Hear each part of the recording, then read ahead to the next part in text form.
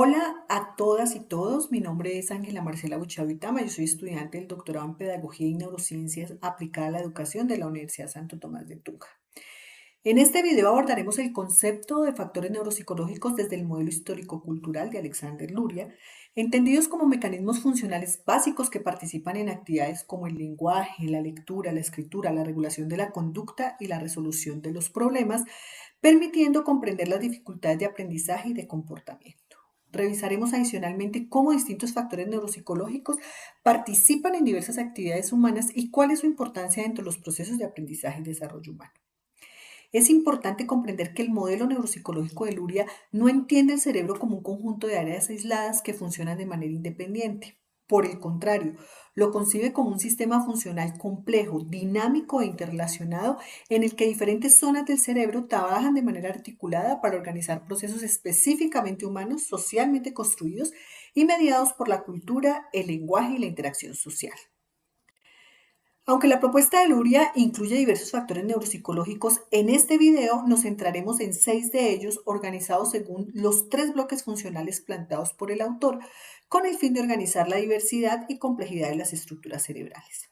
Estos factores fueron seleccionados por su estrecha relación con los procesos de aprendizaje y porque permiten comprender de manera clara cómo las funciones psicológicas superiores participan en actividades cotidianas y en contextos educativos. A lo largo del video revisaremos a qué hace referencia cada uno de los factores, cómo se relaciona con la organización funcional del cerebro a través de la propuesta del autor de 3 bloques funcionales, algunas tareas utilizadas para su evaluación neuropsicológica y distintos ejemplos de la vida cotidiana que muestran cómo estos factores participan constantemente en los procesos de aprendizaje, en la actividad consciente y en la interacción del sujeto con su contexto. Para comenzar, abordaremos 2 factores neuropsicológicos relacionados con el primer bloque funcional propuesto por Luria, el cual se encarga de mantener los niveles de activación y alerta necesarias para toda la actividad consciente. El primero de estos factores es la activación general inespecífica. Este factor hace referencia a la capacidad del sistema nervioso para mantener estados adecuados de vigilancia, de atención y de disposición energética frente a las demandas del contexto. En la evaluación neuropsicológica, este factor suele analizarse mediante tareas que exigen de atención sostenida y el estado de alerta durante un tiempo prolongado. Pueden utilizarse para la evaluación, por ejemplo, actividades de cancelación de estímulos o, por ejemplo, pruebas de vigilancia donde el sujeto debe permanecer atento para responder únicamente cuando aparece una señal específica, como por ejemplo un sonido, una letra o una imagen determinada. En diversas acciones humanas puede observarse la participación de este factor. Por ejemplo, cuando una persona mantiene la concentración durante una clase, cuando la persona resuelve un examen largo, cuando sigue instrucciones complejas o cuando permanece atenta durante la lectura de un texto. El segundo factor neuropsicológico que revisaremos dentro de este primer bloque funcional es la activación general emocional. Este factor se relaciona con la influencia que tienen los estados emocionales sobre los niveles de activación cerebral y sobre la posibilidad de organizar y sostener la actividad consciente. Desde la perspectiva histórico-cultural, las emociones no se entienden como procesos aislados de la cognición, sino como una parte integral de la actividad psicológica humana y de la manera en que el sujeto se relaciona con todo su entorno. Este factor podría evaluarse mediante tareas que exigen mantener la concentración frente a distractores emocionalmente significativos, resolver tareas bajo presión de tiempo o desarrollar ejercicios prolongados donde sea posible identificar signos de ansiedad, de frustración, impulsividad o fatiga emocional. La observación clínica y el análisis cualitativo de la conducta son especialmente importantes para comprender cómo los estados emocionales participan en la organización de la actividad consciente. La participación de este factor en actividades humanas cotidianas puede observarse, por ejemplo, cuando una persona controla la ansiedad ante una exposición, regula impulsos ante un conflicto, mantiene la calma ante una evaluación o sostiene la motivación para terminar una actividad que le resulta difícil.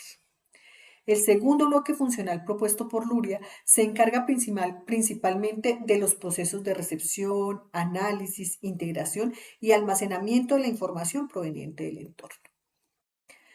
Uno de los factores neuropsicológicos que participa en este segundo bloque es el análisis y síntesis espaciales simultáneas, el cual permite integrar relaciones espaciales y organizar información visual de manera simultánea. Este factor se puede evaluar, por ejemplo, mediante copia de figuras, construcción con cubos, organización de diseños espaciales. Podemos observar la participación de este factor en actividades humanas cuando, por ejemplo, una persona interpreta un mapa, organiza operaciones matemáticas, arma un objeto siguiendo una instrucción o distribuye adecuadamente la escritura en una página.